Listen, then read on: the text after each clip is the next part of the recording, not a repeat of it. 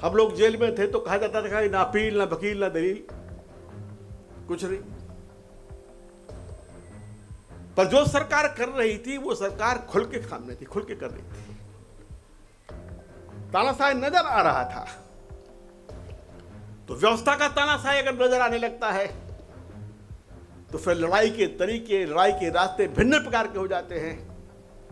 पर व्यवस्था का तानाशाह अगर खुल के तो लोकतंत्र के नकाब लगाए है, पर दिमाग में कीड़ा जो है तानाशाही का पाला रहे तो इससे खतरनाक किसी को नहीं। तो अगर हिंदुस्तान की या दुनिया की या राज्यों की सत्ता के लिए अपनी ही जनता से इतना भय है कि उनकी अहिंसक आवाज को भी वो नहीं सुनना चाहते हैं, उनकी अहिंसक आवाज के लिए कोई स्थान नहीं है। संविधान कहता है कि हमारा मूल अधिकार है, हम विरोध कर सकते हैं, प्रतिकार कर सकते हैं, ढंग से प्रतिकार कर सकते हैं। 144 के लगाने का अधिकार सरकारों को दिया गया था, इसलिए दिया गया था कि कहीं पर कोई अशांति की संभावना हो, कहीं पर कोई व्यक्ति की उत्पात की संभावना हो, कहीं पर कोई दंगा फसाद की संभावना हो, तो आप 144 लगा सकते हैं। पर यह क्या दिन आया है देश में, यह क्या अलोकतांत्रिक समय का काल देश में आया है कि 144 एक शाश्वत परंपरा बन गई है, स्थायी परंपरा। आज स्थिति है कि अगर दिल्ली में आपको प्रदर्शन करना हो, धरना करना हो, तो ऐसा लगता है कि कोई धरना करने वाला सबसे पहले तो भिखारी है कि जो अनुमति लेने के चक्कर काट रहा है कि आपको मंजूरी मिल जाए। पर धरना करने वाला बंदी हो गया है कि एक चौक जंतर मंतर का हिस्सा है, उसको घेर दिया गया है और उसमें मशीनें लगाई गई हैं। यानी जो प्रदर्शन करने जाएगा उसको अंदर जाने के लिए पहले मशीन से जाके जांच करके जाना पड़ेगा। कोई 5 करोड़ रुपए वाला टिकट पाता है, कोई जात पात वाला पाता है, कोई रिश्तेदार पाता है। एक घर के 10-10 लोग संसद में विधानसभा में पहुंच जाते हैं। तो ये संसद है कि कोई परिवार संसद है? संसद तो जनता की संसद होना चाहिए।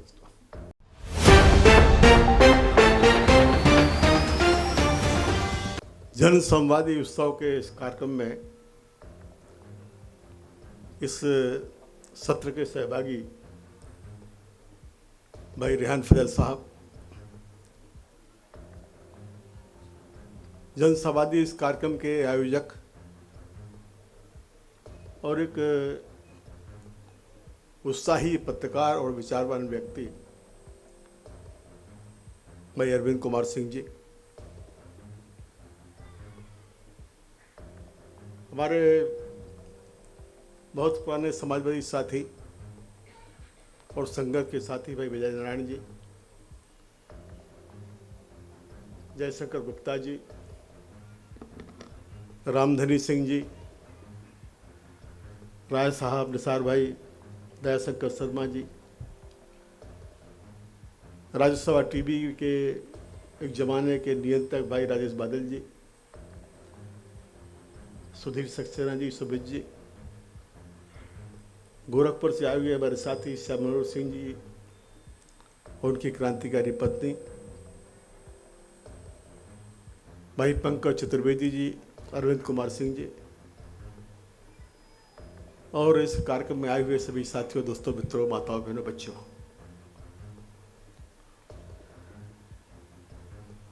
जन संवादी का ये तीसरा आयोजन है और दूसरे आयोजन में भी मुझे आना था, परंतु कोरोना के कारण से उसमें हम भी नहीं पहुंच पा रहे, आयोजन भी नहीं हो पाया। उस समय कोरोना का प्रतिबंध था, लॉकडाउन हो गया था और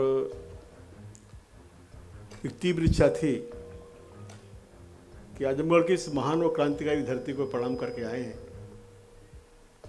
वो इच्छा तब तो पूरी नहीं हुई, पर आज पूरी हो पाई। अभी अरविंद जी इस धरती का इतिहास जब बता रहे थे तो इस धरती में विचार और क्रांति दोनों साथ साथ है। आजमगढ़ की धरती सभी के लिए बहुत पवित्र ऐतिहासिक धरती है, जिसका इतिहास भी है और जिसका भविष्य भी है, जहाँ साहित्य से लेकर संस्कृति तक, जहाँ शांति से लेकर क्रांति तक और जहाँ रचना से लेकर विध्वंस तक सभी शक्तियाँ मौजूद रही हैं। तो इस धरती को नमन करते हुए मैं अपनी बात कहूंगा, क्योंकि इस विषय जो इन्होंने हमको दिया है, ये विषय बहुत गंभीर भी है और बड़ा चुनौतीपूर्ण भी है। लोकतंत्र में तानाशाही। कभी हम लोग जयशंकर प्रसाद की कविता पढ़ते थे कि आग में पानी। अब लोकतंत्र का और तानाशाही का क्या संबंध हो सकता है, ये अपने आप में एक बहुत विचारपूर्ण बात है। लोकतंत्र तो जनता के द्वारा चलाए जाने वाला, जनता के द्वारा चुना जाने वाली व्यवस्था है। लोकतंत्र तो एक आम राय से चलने वाली व्यवस्था है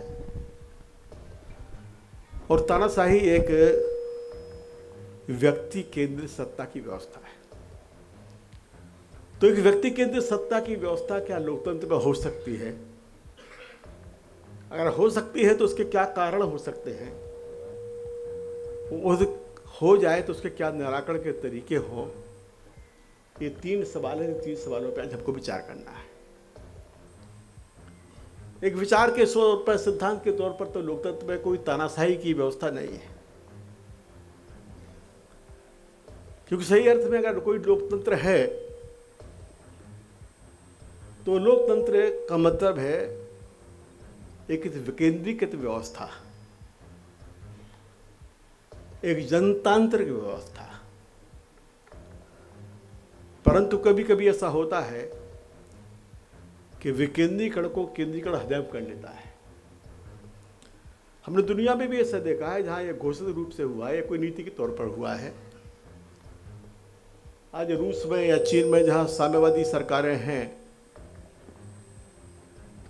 उनका जो मूल विचार बताया जाता था, मार्क्स का विचार जो कहते थे, तो उसका अंतिम लक्ष्य तो स्टेटलेस सोसाइटी होता था, राज्यविहीन समाज होता था। पर जहां राज्यविहीन समाज होता था वहां आज सर्वसत्ता राज्य बन गया है। एक प्रकार से राज्य ही सब कुछ हो गया है। तो लोकतंत्र नहीं भाई, पर उन्होंने अल्पकाल के लिए सर्वहारा की तानाशाही को स्वीकार किया था। इसलिए वहां लोकतंत्र का नहीं होना थोड़ा बहुत आश्चर्य नहीं करता है। उनके लिए लोकतंत्र दूर की कौड़ी था और दूर की कौड़ी पकड़ में नहीं आ पाई। पर दुनिया के जो ऐसे देश हैं जिन देशों में लोकतंत्र है, लोकतंत्र कहा जा रहा है, आज उन देशों की स्थिति क्या है? 1786 में जब फ्रांस में लोकतांत्रिक सरकार आई, तो उस सरकार ने जो दायित्व तय किए थे, वहां जनता के दायित्व से पहले सरकार के दायित्व तय हुए। वो सरकार का दायित्व था कि जो मानव के मूल अधिकार हैं उनकी रक्षा करना सरकार है। सरकार इसके लिए होती है। यह सरकार सरकार के लिए नहीं है, सरकार एक आम मानव के अधिकारों की रक्षा करने के लिए। ये फ्रांसीसी क्रांति के, फ्रांस के बदलाव के मूल आधार था। जिस ब्रिटेन के हम लोग उपनिवेश रहे, इस बीबीसी में हमारे रेहान फजल साहब काफ़ी समय तक काम करते रहे, उस ब्रिटेन में भी एक परंपरा रही, लोकतंत्र की परंपरा।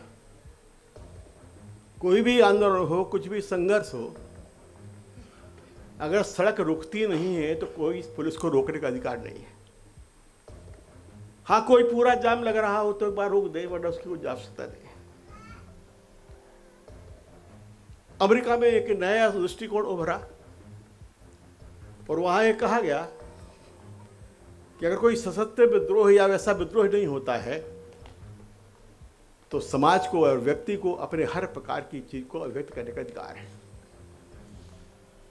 तो लोकतंत्र का मतलब है कि अहिंसक ढंग से, शांतिपूर्ण ढंग से अभिव्यक्ति का आपके पास अपूर्ण अधिकार है,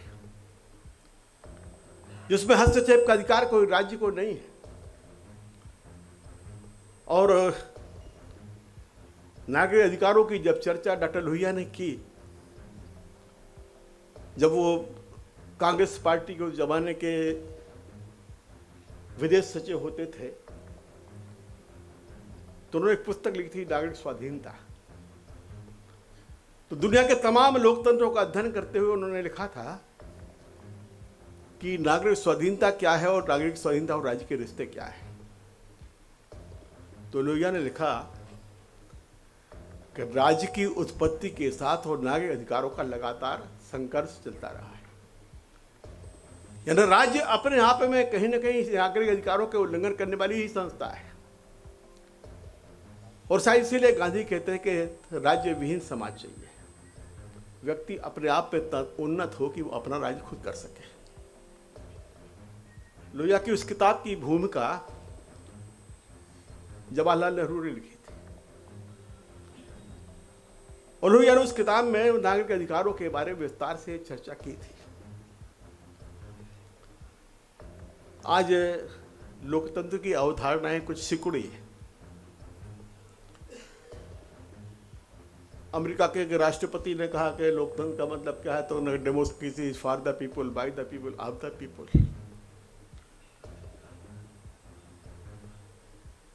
और इस परिभाषा से लोकतंत्र को सिकुड़ करके चुनाव तक पहुंच गया। पर लोकतंत्र एक व्यापक अवधारणा है जो चुनाव की सीमाओं से भी आगे जाती है। चुनाव एक प्रक्रिया है, चुनाव से पैदा होने वाली व्यवस्था एक तंत्र है, पर लोकतंत्र एक मनाही स्थिति भी है। और अगर लोकतंत्र में तानाशाही की कल्पना या तानाशाही की चर्चा अरविंद कुमार सिंह करते हैं, विषय रखते हैं, तो कहीं ना कहीं उस मस्तिष्क को गहराई से पकड़ने का प्रयास कर रहे हैं कि विचार के तौर पर लोकतंत्र से चुने हुए संस्था या व्यक्ति के दिमाग में भी तानाशाही के कीटाणु पनप सकते हैं। हमने दुनिया में देखा है कई स्थानों पर जहां लोकतांत्रिक चुनाव हुए हैं, वहां चुनाव के बाद व्यक्ति तानाशाह हो गया। आज भी हम दुनिया में देख रहे हैं कुछ ऐसे देश हैं दुनिया में जहां पर कहने को तो चुनाव हो रहे हैं, परंतु वो वास्तव में चुनाव है इसके बारे में कहने में संदेह है और होना चाहिए। आज रूस में चुनाव हो तो चुनाव कौन लड़ता है? एक पार्टी चुनाव लड़ेगी, उस पार्टी के वही लोग चुनाव लड़ेंगे जिनको तय कर दिया जाएगा। जो चुनाव को तय करेगा सत्ताधीश तय करेगा वो लड़ेंगे, जो नहीं तय करेगा वो जेल में रहेंगे। तो लोकतंत्र का जो अपभ्रंश है, लोकतंत्र का जो विकृत रूप है, वो भी आज दुनिया में उभर रहा है और इससे लोकतंत्र में तानाशाही पैदा हो सकती है। और तानाशाही पैदा कैसे हो सकती है? वो कह के भी आ सकती है, बगैर कहे भी आ सकती है। क्योंकि प्रतिबंध किस प्रकार के हैं? अभी रामादान सिंह जी का जो फोटो छपा है उसके नीचे लिखा था कि प्रथम मीसाबंदी।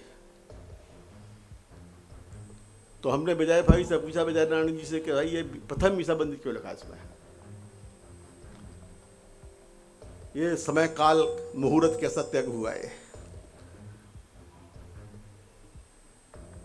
अब जो मीसा का काल था, आपातकाल का काल था, वो एक लोकतंत्र का खात्मा था। लोकतंत्र नहीं थी, तानाशाही थी, जिसमें सरकार ने तमाम प्रकार के जो संवैधानिक अधिकार को समाप्त कर दिया था। हर बोली के लिए रोकने का प्रयास किया था, कलम के ऊपर प्रतिबंध लगा दिया था, प्रेस की सेंसरशिप थी। हम लोग जेल में थे तो कहा जाता था ना अपील, ना वकील, ना दलील, कुछ नहीं। पर जो सरकार कर रही थी वो सरकार खुल के सामने थी, खुल के कर रही थी। तानाशाह नजर आ रहा था। तो व्यवस्था का तानाशाह अगर नजर आने लगता है तो फिर लड़ाई के तरीके, लड़ाई के रास्ते भिन्न प्रकार के हो जाते हैं। पर व्यवस्था का तानाशाह अगर खुल के तो लोकतंत्र के नकाब लगाए है, पर दिमाग में कीड़ा जो है तानाशाही का पाला रहे, तो इससे खतरनाक स्थिति कोई नहीं हो सकती। तो ये वो खतरनाक दौर है, ये वो खतरनाक दौर है। और इसको पहचानने के तरीके क्या हो? पहचानने के तरीके हो सकते हैं कि हम लोग उन प्रतिबंधों को जाने के, वो प्रतिबंध कौन कौन से हैं, प्रतिबंध क्या है। अभी कुछ दिनों पहले हमारे देश के सुप्रीम कोर्ट ने एक टिप्पणी की है, और मुझे माफ करेंगे, मैं सुप्रीम कोर्ट का घोर निंदक हूं। मैं मानता हूं कि हिंदुस्तान के संविधान की व्याख्या का अधिकार सुप्रीम कोर्ट के पास है, मैं मानता हूं कि हिंदुस्तान के करोड़ों की आस्था के लिए लाचारी का केंद्र आज सुप्रीम कोर्ट है, पर सुप्रीम कोर्ट कोई धर्माचार्य उपदेशक तो नहीं है कि रोज बैठ के भाषण दे और भाषण देके चला जाए। सुप्रीम कोर्ट का कार्य तो फैसला देना भी है ना। भारतीय संविधान ने जो शक्तियों का विभाजन किया है उसमें एक प्रकार से सर्वोच्च शक्तियां सुप्रीम कोर्ट के पास पहुंची हैं कि जिनमें सुप्रीम कोर्ट सरकार के किसी भी आदेश को असंवैधानिक काम को रोक सकती है। अब सुप्रीम कोर्ट कहता है कि 144 का दुरुपयोग नहीं होना चाहिए, ये तो कह दिया, पर जिनने दुरुपयोग किया है उनके ऊपर क्या दंड डाला, उन्हें दंडित क्यों नहीं किया गया?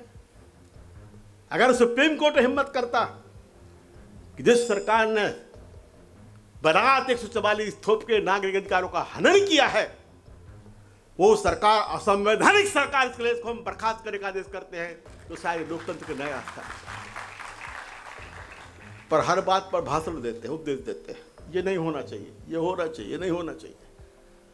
और आम आदमी सोचता है कि पता नहीं क्या बात है, सुप्रीम कोर्ट ने बोल दिया है। तो सुप्रीम कोर्ट केवल सलाह देने की या भाषण देने की संस्था नहीं है, ये संस्था कोई आदेश देने की संस्था है। आप निर्णय करिए, सिफारिश मत करिए, आप निर्णय करिए, उपदेश मत दीजिए। आपके 1000 उपदेश बेकार हैं, पर एक निर्णय लोगों के लिए चेतावनी वाला हो सकता है। तो आप केवल चेतावनी देते रहते हैं। दूसरे मैंने कहा कि मैं उसका निंदा हूं। अभी कुछ दिनों पहले सुप्रीम कोर्ट ने टिप्पणी की 144 को लेकर के, पर हो क्या रहा है देश में? हमारे संविधान में लिखा हुआ है कि हमारे जो मौलिक अधिकार हैं, वो जो मौलिक अधिकार है, उन मौलिक अधिकारों में हमको बोलने का, अभिव्यक्ति का, संगठन बनाने का अधिकार दिया गया है। हम अहिंसक ढंग से, शांतिपूर्ण ढंग से प्रदर्शन कर सकते हैं, ये अधिकार हमको संविधान ने दिया हुआ है। पर क्या इस अधिकार का उपयोग कोई आम नागरिक कर पा रहा है? 144 के लगाने का अधिकार सरकारों को दिया गया था, इसलिए दिया गया था कि कहीं पर कोई अशांति की संभावना हो, कहीं पर कोई व्यक्ति की उत्पात की संभावना हो, कहीं पर कोई दंगा फसाद की संभावना हो, तो आप 144 लगा सकते हैं। पर यह क्या दिन आया है देश में, यह क्या अलोकतांत्रिक समय का है काल देश में आया है कि 144 एक शाश्वत परंपरा बन गई, स्थायी परंपरा बन गई। सालों साल 144 चलती रहती है। और स्थिति यह है कि जो हमारा अधिकार है, एक नागरिक का अधिकार, जो हमको बोलने का, सभा का, अभिव्यक्ति का, आंदोलन का अधिकार है, आज जो अधिकार का प्रयोग करने के लिए हमको सरकार के तंत्र से मंजूरी लेना पड़ती है। हम जब पिछले बार यहाँ आने वाले थे तो अरविंद जी ने रात को 1 बजे हमको फ़ोन किया कि डीएम साहब ने जो कोई बड़ा सहयोग कर रहे थे, उनको हम धन्यवाद देते हैं। उन्होंने बुला के कहा कि भाई नहीं हो पाएगा, क्योंकि प्रधानमंत्री जी ने लॉकडाउन का, उस समय लॉकडाउन शब्द नहीं आया था, उन्होंने जनता कर्फ्यू शब्द का इस्तेमाल किया था। हालांकि जनता कर्फ्यू बड़ा भ्रामक शब्द था, इसलिए कि जनता कर्फ्यू से हम समाजवादी लोग वाकिफ हैं। इस जनता कर्फ्यू शब्द का सबसे पहले इस्तेमाल तो हुआ सुभाष सिंह जी को भी पता है, और पत्रकार भाइयों को सबको पता होगा कि जब गुजरात में आंदोलन शुरू हुआ था, जयप्रकाश जी के संपूर्ण क्रांति के आंदोलन के पहले, तब गुजरात के छात्रों और नौजवानों ने जनता कर्फ्यू लगाया था। सरकार का नहीं था, जनता कहती थी कि नहीं हम काम ठप करेंगे। पर उस दिन तो उल्टा हुआ था 22 मार्च को, कि काम बंद सरकार ने किया था, रेलगाड़ियां सरकार ने रोकी थी और नाम जनता का कर रहे थे। बताइए, सरकार जो है इतना भी साथ सरकार में नहीं था कि मोदी जी का कर्फ्यू हम लगा रहे हैं, कहले नहीं तुम्हारा ही कर्फ्यू है। ये भ्रम था। तो अरविंद जी का फोन आया कि नहीं अभी साहब कर्फ्यू लगने वाला है, ये रुक रहा है, बस बंद हो गया है, आपकी अनुमति को अब नहीं हो पाएंगे। खैर मैं तय नहीं कि जो तात्पर्य था, जो बात मैं कहना चाह रहा था कि अपने समझ से अरविंद कुमार सिंह जी रोकते तो मैं मान लेता कि भाई हमने रोक लिया, पर सरकार ने कहा कि नहीं आप ये नहीं कर सकते। ठीक है, उस समय महामारी काल था या महामारी की संभावनाएं थी, पर आज क्या हालत है? आज स्थिति है कि अगर दिल्ली में आपको प्रदर्शन करना हो, धरना करना हो, तो ऐसा लगता है कि कोई धरना करने वाला सबसे पहले तो भिखारी है कि जो अनुमति लेने के चक्कर काट रहा है कि साहब को मंजूरी मिल जाए। पर धरना करने वाला बंदी हो गया है कि एक चौक जंतर मंतर का हिस्सा है उसको घेर दिया गया है और उसमें मशीनें लगाई गई हैं, यानी जो प्रदर्शन करने जाएगा उसको अंदर जाने के लिए पहले मशीन से जाके जांच करके जाना पड़ेगा। तो क्या ये लोकतांत्रिक अधिकार हैं? हमको याद है कि लोकतांत्रिक अधिकार किस प्रकार से घट रहे हैं। जयशंकर जी मौजूद हैं, हमारे समाजवादी परिवार के हैं, इनके पिताजी गुप्ता जी हम लोग के आदरणीय नेता थे। हम लोग सबसे पहले प्रदर्शन करने जाते थे तो बोट क्लब पे जाते थे, इंडिया गेट के पास। सारे हिंदुस्तान के प्रदर्शनकारी लोग वहां प्रदर्शन करते थे, धरना करते थे, कोई रोक नहीं ली थी। और इसे करते थे वहां पर किस बोट क्लब से इंडिया गेट के पास में हिंदुस्तान की तंत्र के बैठने के साउथ ब्लॉक और नॉर्थ ब्लॉक है। तो जनता की आवाज उस सत्ताधीशों के कान तक अगर पहुंचे ना पहुंचे तो उनके बंगलों के आवाज के तक पहुंच जाए। इसलिए जो धरना प्रदर्शन होते थे, जुलूस जलसे होते थे जिसमें लोहिया जाते थे, जयप्रकाश जाते थे, समाजवादी लोग जाते थे, राजनारी जाते थे, जॉर्ज फर्नांडिस और तमाम लोग जाते थे, वो बोट क्लब पर इंडिया गेट के पास होते थे। इंडिया गेट के पास से हट करके उसके बाद प्रतिबंध लगा दिया गया। उसके बाद जंतर मंतर पहुंच गए, जंतर मंतर के बाद रामलीला पहुंच गए, और अब दिल्ली के मूल केंद्र से, दिल्ली का जो मूल केंद्र है वहां से लगभग 22 किलोमीटर दूर शंभू बॉर्डर पर पहुंचा दिए गए। तो अगर हिंदुस्तान की या दुनिया की या राज्यों की सत्ता के लिए अपनी ही जनता से इतना भय है कि उनकी अहिंसक आवाज को भी वो नहीं सुनना चाहते हैं, उनकी अहिंसक आवाज के लिए कोई स्थान नहीं है। संविधान कहता है कि हमारा मूल अधिकार है, हम विरोध कर सकते हैं, प्रतिकार कर सकते हैं, हिंसक ढंग से प्रतिकार कर सकते हैं। मैं हिंसक आंदोलन के पक्ष में नहीं हूं। हमारे नेता थे डॉक्टर लोहिया, उन्होंने लिखा कि सरकार को प्रतिबंध लगाने का काम करने के बाद सरकार क्रूर सरकार है, और अगर जनता कोई हिंसा करती है, लोग कोई हिंसा करते हैं तो वो भी क्रूरता है। लोहिया ने कहा इन दोनों से बचना चाहिए, न सरकार को हिंसक होना चाहिए, न सरकार को प्रतिबंधक होना चाहिए, और ना प्रदर्शनकारियों के लिए कोई हिंसक होना चाहिए या तोड़फोड़ वाला नहीं होना चाहिए। पर शांतिपूर्ण से करने, प्रदर्शन करने, अपनी बात को कहने का अधिकार भी आपके पास नहीं है। उसके लिए भी आपको अनुमति से लेकर तमाम प्रकार के प्रतिबंध है, यानी प्रतिबंध से मुक्ति का जो कानून प्रावधान है उसके लिए इस्तेमाल करने के लिए हमें पहले प्रतिबंध में जाना पड़ेगा। प्रतिबंध में जाएंगे तब हम प्रतिबंध में रह के मांग करेंगे। तो अगर जेल में बैठ के ही हमको मांग करना है कि कानून खत्म करो, काला कानून खत्म करो या फिर प्रतिबंध खत्म करो, तो फिर उस आजादी का मतलब क्या है? फिर उस लोकतंत्र का मतलब क्या बचा? तो जो लोकतंत्र है, इस लोकतंत्र में अगर मूल विचार नहीं है, सोच नहीं दोस्तों, तो फिर वो तानाशाही का विचार है। और तानाशाही कभी कभी प्रकट होके आती है, कभी कभी धीमे धीमे भी आती है। तानाशाही के कई तरीके आने के होते हैं। कई बार तानाशाही लोकतंत्र की नकाब ओढ़ के भी आती है, और जो तानाशाही सीधी तानाशाही बन के आती है वो तो पहचानी जाती है। लोकतंत्र का नकाब ओढ़ के जो तानाशाही आती है वो बड़ी खतरनाक और ठग तानाशाही होती है। उसे पहचानना और जानना जरा कठिन होता है, और आज वो दौर दिख रहा है। प्रतिबंध, सब जगह प्रतिबंध है। किसी जमाने हम लोग सुनते थे कि राजा साहब निकले, महाराजा साहब की सवारी निकली, एक आध साल विकास बाद निकलती थी, तो सारी जनता को हुक्म हो जाता कि साहब कल राजा साहब निकलने वाले हैं, तो लोग खड़े हाथ जोड़ जोड़ के हाँ साहब ठीक है आप निकल रहे हैं। आज तो रोज राजा साहब की सवारियां हैं। अगर आपके शहर में मंत्री जी आ जाएं तो आधा कर्फ्यू लग जाएगा। एक जमाने में सड़कें सुरक्षित थी कि सड़क सवर्ण के लिए है, अवर्ण के लिए है, वगैरह वगैरह। आजकल सड़कें सुरक्षित होती कि सड़क पर मुख्यमंत्री निकलेंगे तो यहां से प्रधानमंत्री या कोई और मंत्री निकलेगा। जिस शहर में प्रधानमंत्री आ जाते हैं वहां 7-7 दिन तक पता नहीं पड़ता है, कर्फ्यू लगा रहता है। डॉक्टर मनमोहन सिंह जी अभी भगवान को प्यारे हो गए, अल्लाह को प्यारे हो गए, अभी नहीं है दुनिया में। उनको किसी ने सलाह दे दी कि आप तिरुपति चले जाइए, तो वो तिरुपति दर्शन करने के लिए गए।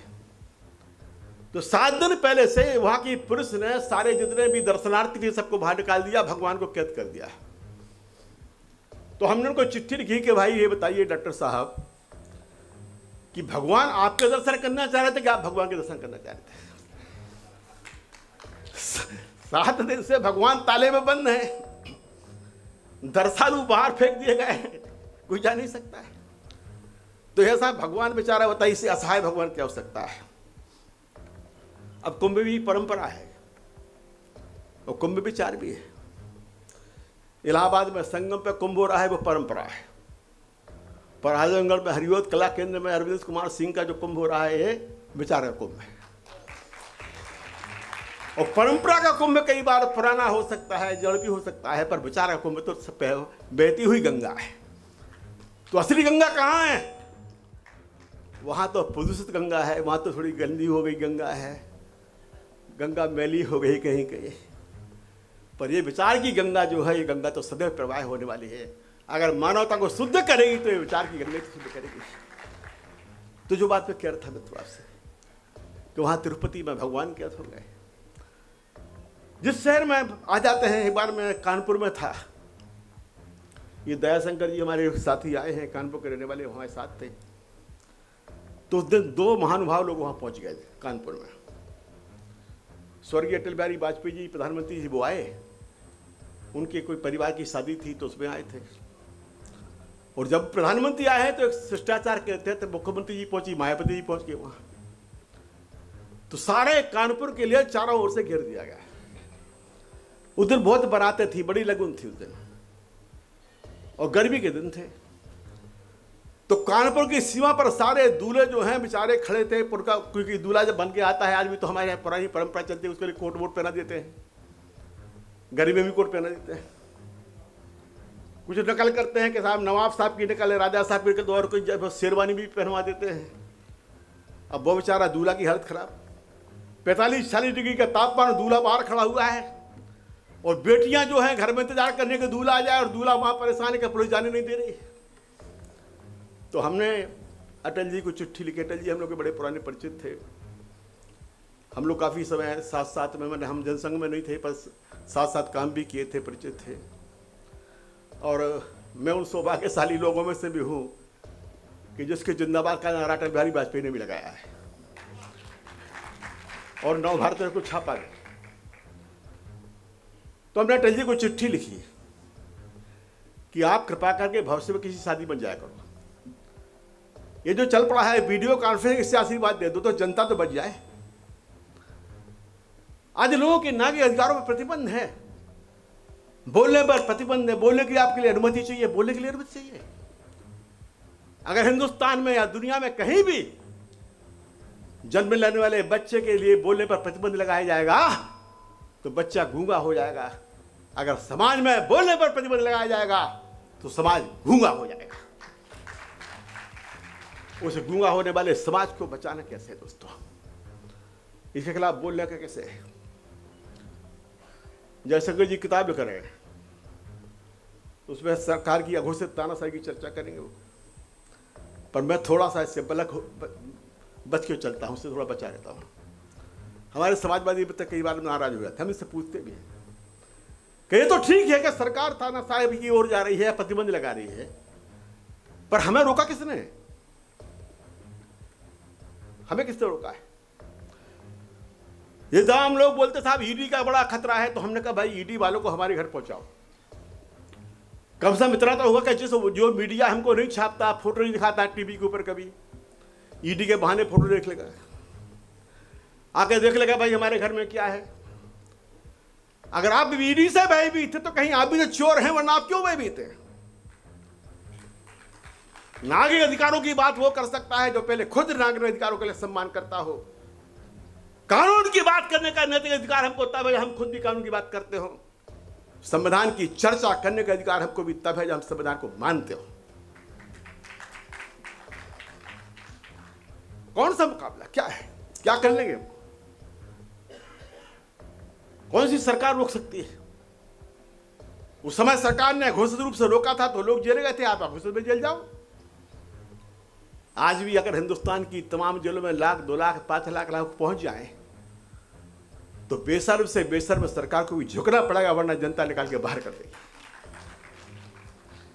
आज तो बहुत सारी संस्थाएं हैं, मीडिया है, बोलते साहब मीडिया भी बिक गया है। तो भाई बिक गया तो बिका क्यों? खरीदार तो है, मैंने मान लिया, खरीदार तो सरकारें पहले भी थी। अरे वही तो सरकारें थी जिनके जमाने में जो मीडिया था, वो मीडिया कब गरीब आदमी का था।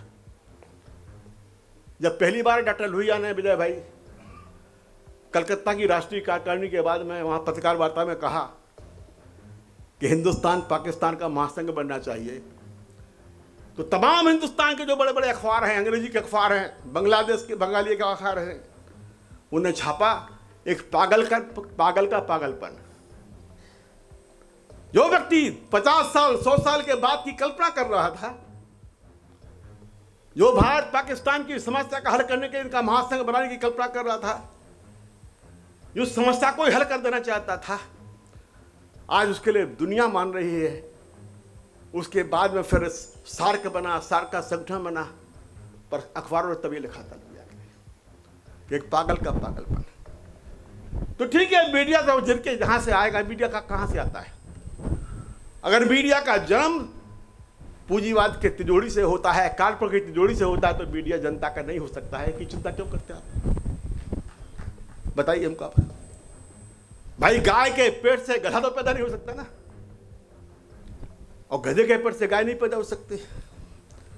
तो अगर जो मीडिया है, मीडिया तिजोरियों से पैदा होगा, तो फिर मीडिया से बहुत बदलाव की उम्मीद मत करना।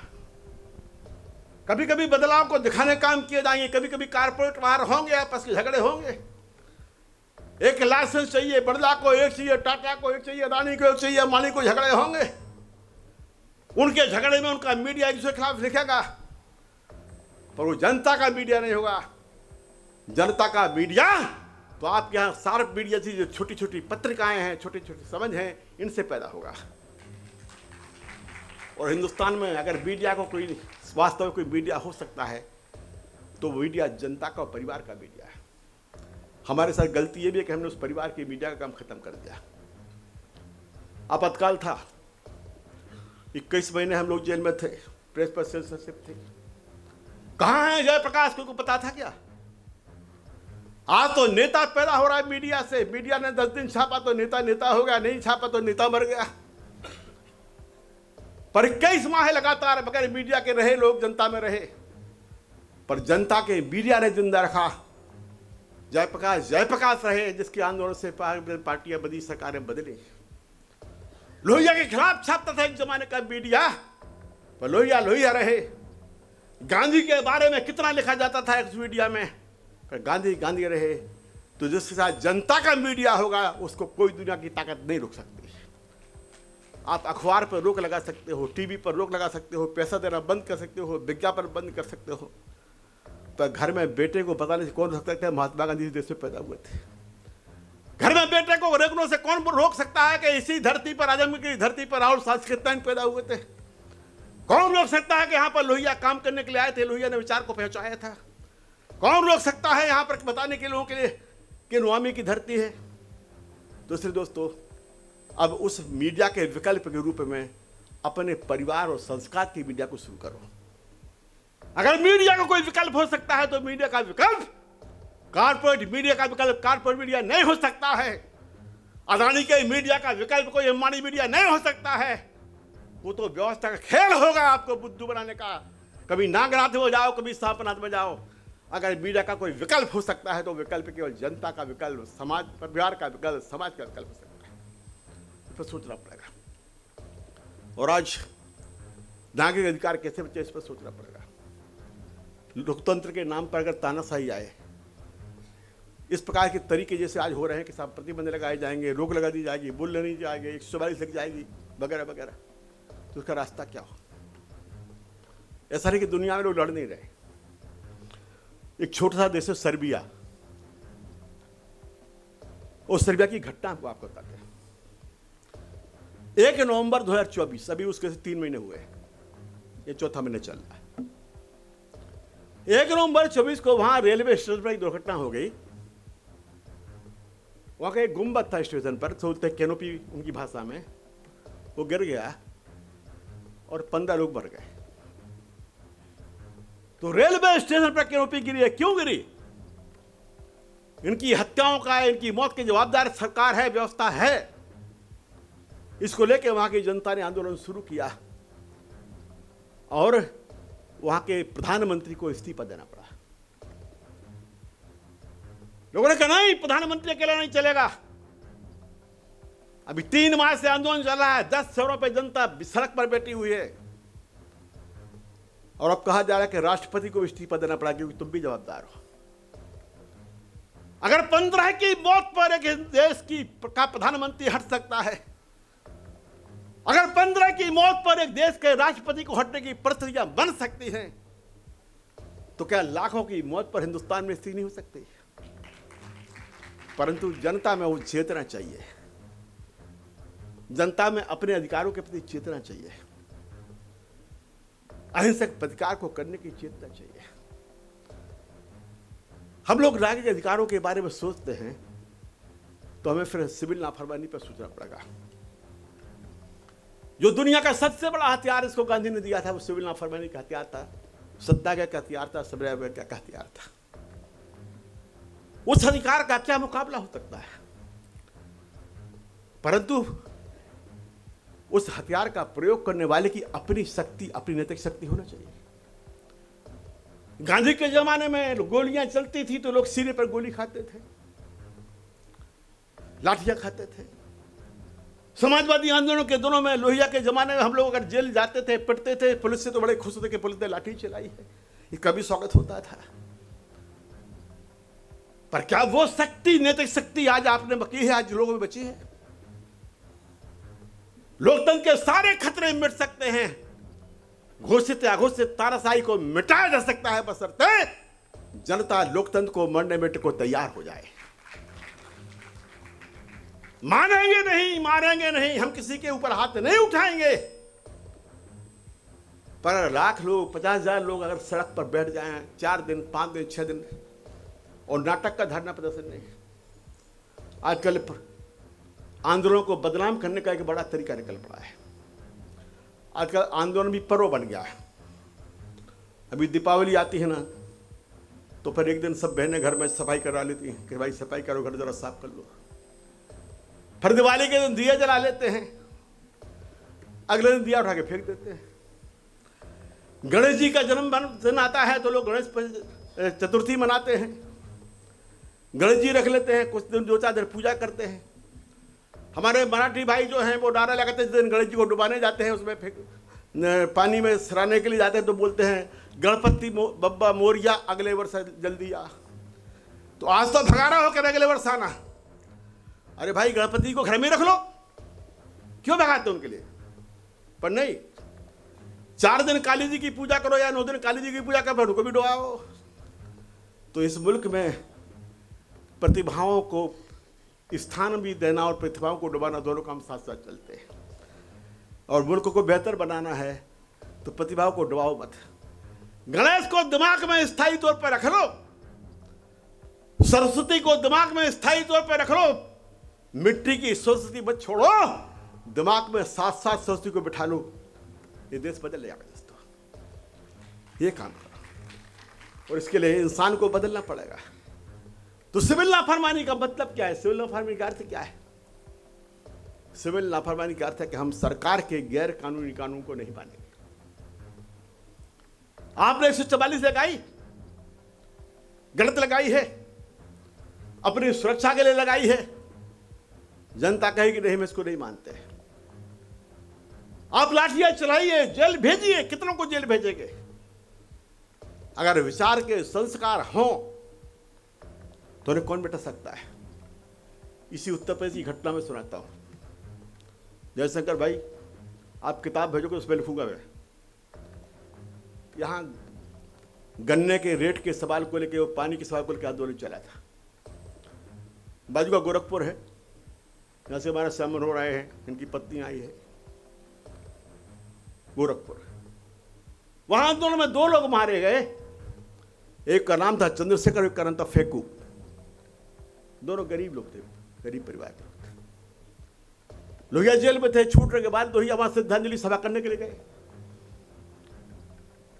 और वहां उनको चंद्रशेखर का बेटा और फेगू का बेटा मिला, उनकी पत्नी मिली।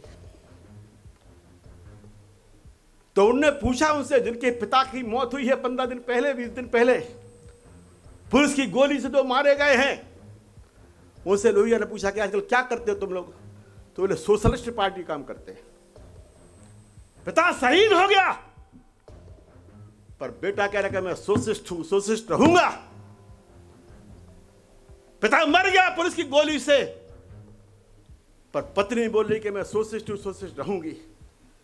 यह संस्कार जनतंत्र के, यह संस्कार लोकतंत्र के। जिस दिन हम लोग फैसला कर लेंगे क्या तो लोकतंत्र रहेगा या हम मरेंगे, हम मारेंगे नहीं मरेंगे, उस दिन दुनिया की कोई ताकत लोकतंत्र खत्म नहीं कर सकती, कोई तानाशाही खत्म नहीं कर सकती। पर उस सिविल लाफरमानी को समझना पड़ेगा दोस्तों। वो सिविल लाफरमानी पर्व बन के नहीं हो सकता कि आए फिर फोन किए कि जयशंकर भाई हमारा जरा फोटोग्राफर भेज देना। दिल्ली में रोज हमारे जयशंकर भाई की मुठभेड़ होती होगी इस अखबार से, अब तो खैर कम हो गया है। अब दोस्ती आ रही है, नहीं भेजे तो मुश्किल है और भेजे तो मुश्किल है। फोटो छप गई, एक नेताजी आए, वो उसके ऊपर चढ़ गए, वो क्या लगा रहता है बैरियर, फोटो खिंचवा ली। भाई बैरियर पर तुम चढ़ के फोटो खिंचवा लोगे तो क्या संसद का कानून बदल जाएगा? बैरियर पर फोटो खिंचवा के चले आओ तो क्या करोगे? अगर पुलिस उतार दे तो बोलते पुलिस ने अन्याय कर दिया। मैं कहना चाहता हूं कि जनतंत्र जितना हमें जरूरी है उतना पुलिस वाले को भी जरूरी है। उस पुलिस का क्या दोष है? वहां सरकार बोलती है पेट की रोटी चाहिए, नौकरी करना है तो घुसने मत देना। या आप जनतंत्र के नाम पर आके फोटो खिंचवाने के नाम पर उस सिपाही के ऊपर जुल्म करते हो। कोई समाजवादी, कोई सत्याग्रही, कोई सिविल लाफरमानी वाला पुलिस वाले को दुश्मन नहीं मानता है। हम तो उनकी भी लड़ाई लड़ते रहे, हम तो होमगार्ड की लड़ाई में भी जेल में रहे और कई महीने जेल में, दिवालियां भी हमने जेल में मनाई, क्योंकि वो भी तो गरीब का बेटा है ना। यह व्यवस्था है देश की। जिस तरह एक भूखे के पेट में हाथ में बंदूक दी है, एक भूखे के पेट के लिए लाचार कर दिया है। गरीब भूखा पेट वाला सोचता हमारे दुश्मन पुलिस वाला है, पुलिस वाला सोचता हमारा दुश्मन गरीब वाला है, गरीब गरीब को मारता है, व्यवस्था बची रहती है। इसलिए सिविल लाफरमानी रास्ता है दोस्तों। इस लोकतंत्र को बचाना है और लोकतंत्र को जिंदा रखना है, बगैर खतरा हो या ना हो, पर लोकतंत्र की जो मूल आत्मा और भावना अगर उसको जिंदा रखना है तो फिर सिविल लाफरमानी का एक बात रास्ता है। उस सिविल लाफरमानी के रास्ते के ऊपर हमको चलने का सोचना पड़ेगा। आजकल कानून बनते हैं, पर जो कानून बनते हैं उन कानून के बारे में कोई सरकार कोई राय लेती है, कोई फैसला करती है? हम तो चाहते हैं कि ऐसा भी व्यवस्था होना चाहिए कि जो भी कानून बने जिसका व्यापक जनता के साथ रिश्ता होता हो। तनख्वाहें बढ़ाने वाला भी नहीं कह रहा हूँ, सुविधाओं की नहीं कह रहा हूँ, पर ऐसे कानून जिनका संबंध देश की व्यापक जनता से होता हो, उन कानूनों के बारे में पहले जनमत संग्रह होना चाहिए, फिर कानून बने। संसद में जो लोग बैठ जाते हैं हमारे नुमाइंदे बन करके, क्या वो नुमाइंदे आजाद हैं? आज अगर देश में कोई सबसे बड़ी गुलाम संस्था है तो माफ करना वो संसद है। संसद उनकी गुलामी अलग है, इसलिए अलग है कि कहने को व्यवस्था का लोकतंत्र है, पर दलों में लोकतंत्र कहां है? सारे दलों के फैसले कौन करता है? आपके यहां का नुमाइंदा कौन होगा इसका फैसला कोई मतदाता करता है? इसका फैसला कोई पार्टी का कार्यकर्ता करता है? दिल्ली में बैठ के तमाम पार्टियों के 2-4 नेता होते हैं और अब तो नेता के साथ उनकी जमात के रूप में परिवार हो गया है। पहले पार्टी परिवार के समान होती थी, अब परिवार ही पार्टी बन गया है। पहले पार्टियां समाज की होती थी, अब जात समाज की पार्टियां बन गई हैं। लोकतंत्र को हम भी नष्ट कर रहे हैं। अगर हिंदुस्तान की व्यवस्था के लिए ये लोकतंत्र को किसी भी प्रकार से पकड़ तोड़ से खत्म करने का एक रास्ता मिल रहा है तो इसलिए कि हमारी राजनीति बिगड़ी हुई है। राजनीति में लोकतंत्र नहीं है। अगर दलों में लोकतंत्र नहीं होगा तो देश में लोकतंत्र कैसे बचेगा? कौन बचाएगा? दलों में लोकतंत्र लाओ। जनता में 5 साल कौन लड़ता है और चुनाव में टिकट कौन पाता है? कोई 5 करोड़ रुपए वाला टिकट पाता है, कोई जात पात वाला पाता है, कोई रिश्तेदार पाता है। एक घर के 10-10 लोग संसद में विधानसभा में पहुंच जाते हैं। तो ये संसद है कि कोई परिवार संसद है? संसद तो जनता की संसद होना चाहिए दोस्तों। इसलिए इस जनतंत्र को बचाना है तो सिविल नाफरमानी को जनता का रखना है। जनतंत्र में, लोकतंत्र में तानाशाही आ सकती है, आने की संभावनाएं हो सकती है, हो रही हैं, परंतु इसका बचाने का रास्ता जनता की चेतना और सिविल नाफरमानी रास्ता होगा। हम आपसे अपील करने के लिए आए हैं कि हम सब लोग मिलकर तय करें कि भारतीय लोकतंत्र को जिंदा रखना है, बचाना है। हिंदुस्तान के संविधान की चर्चा हम लोग करते हुए संविधान को बचाना है, तो फिर सिविल नाफरमानी का रास्ता, अहिंसक बदलाव का रास्ता, अहिंसक टकराव का रास्ता ये करना पड़ेगा, ये स्वीकार करना पड़ेगा। तो इसी बात के साथ हम अपनी बात समाप्त करेंगे। CIB इंडिया न्यूज की सभी खबरों को देखने के लिए लाल रंग की बटन को दबाकर चैनल को सब्सक्राइब जरूर करें, घंटी जरूर दबाएं ताकि हमारी सभी खबरों के नोटिफिकेशंस आप तक पहुंचते रहें।